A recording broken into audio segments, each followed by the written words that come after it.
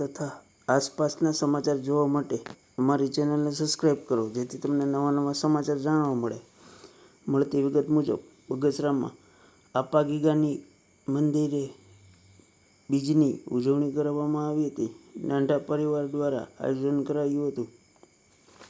બગસરામાં આપા ગીગાની ગાદી મંદિરે બીજ નિમિત્તે ઠાકર મહારાજ તેમજ આપા ગીગા મંદિર તેમજ સંત શ્રી રાઘવજી બાપાના શુભ આશીષથી ઠાકર મહારાજના વાઘા તેમજ ધજા તોરણ સોડના મનોરથથી સંજયભાઈ જયંતિભાઈ નાંઢાના પરિવાર તરફથી અર્પણ વિધિ મહંત શ્રી જયરામ બાપુના વરદ હસ્તે કરવામાં આવેલ. આ પ્રસંગે સાંજે 5 કલાકે પૂજ્ય બાપુ તરફથી સત્સંગ સભા સંજયભાઈ નાંઢાનું સન્માન કરવામાં આવ્યું હતું.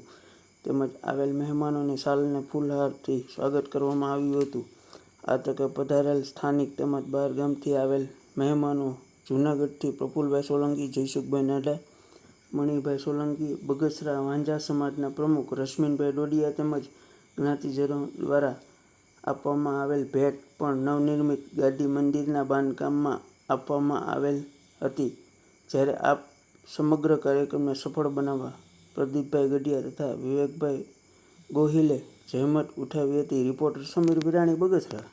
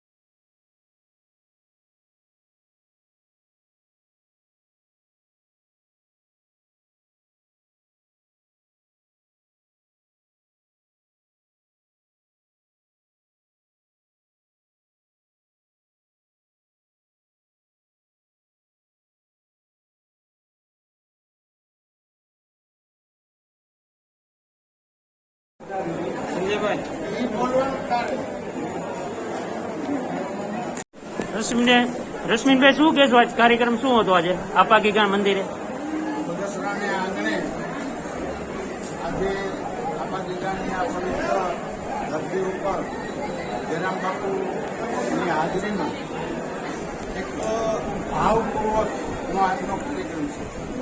બગસરાની અંદર અમારા આંધ્રા જ્ઞાતિ સમાજના ભાઈ સંજયભાઈ નાંઢા અને એનો પરિવાર એમને સત્તાધારની જગ્યા અને એમાં ખાસ કરીને રાઘવજી બાપા સંત જે થઈ ગયા છે એ નાંઢા પરિવારમાંથી એના ઉપર અપાર એમને શ્રદ્ધા છે. વર્ષની અંદર કદાચ હું એમ માનું છું કે 2 થી 3 એમના તરફથી જુદા જુદા સ્વરૂપે કાર્યક્રમો થાય છે.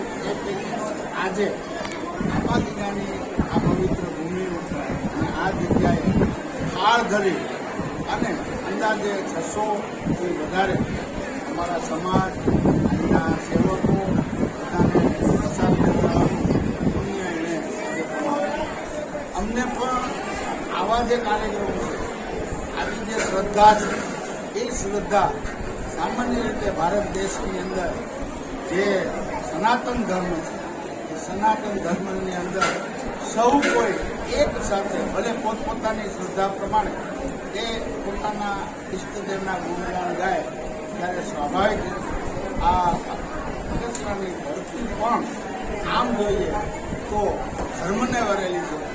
એની અંદર આજે એક વધારાનું ધાર્મિક કાર્ય અમારા ભાઈ સંજય કર્યું છે, એને સમાજ તરફથી લાખ લાખ છે.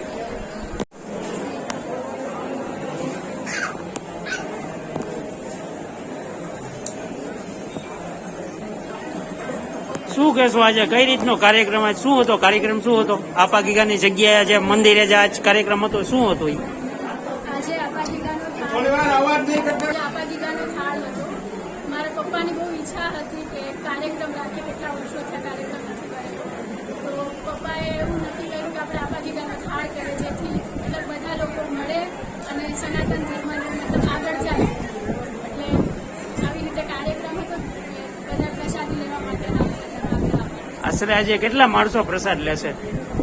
આશરે 650 જેટલું માણસ હશે. શું કહેશો, આજ કઈ રીતનો કાર્યક્રમ છે અને આ તમને પ્રેરણા ક્યાંથી મળી? આજે પણ તમે થાળ કર્યો છે આપા ગીગા જગ્યાએ મંદિરે, શું કહેશો તમે? વ્યાપારીઓનો ભાગ આજે હતો જે એમને પ્રેરણા અમારા સંત શ્રી રાઘવજી બાબાજી અમારા સંત થઈ ગયા છે સદાધાર ગામમાં પહોંચવામાં એના તરફથી પ્રેરણા મળી. જેણે જે સેવા કરેલી છે એ લોકોને કેટલા વર્ષોથી? એ સંત થઈ ગયા અને 80 થી 90 વર્ષ એના પરચા શું કહે છે? પરચા એને બહુ જાજા પડતા પડેલા છે.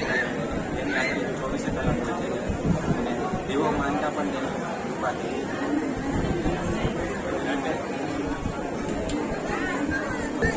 વર્ષમાં કેટલા કાર્યક્રમ કરો છો? વર્ષમાં અમારા 3 થી 4 ઓછા મોટા કાર્યક્રમ થઈ ગયા છે. બંધ થાય છે સદાધાર ગામમાં જેવા અલગ અલગ